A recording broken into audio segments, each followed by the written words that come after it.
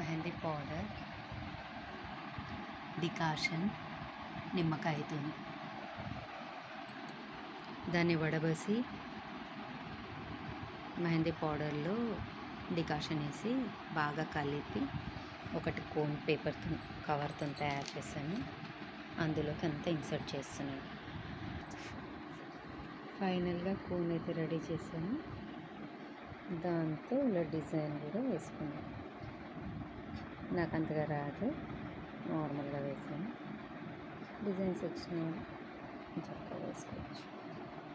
ఇది మైదాకు ఆకుని డ్రై చేసి పౌడర్గా చేసింది.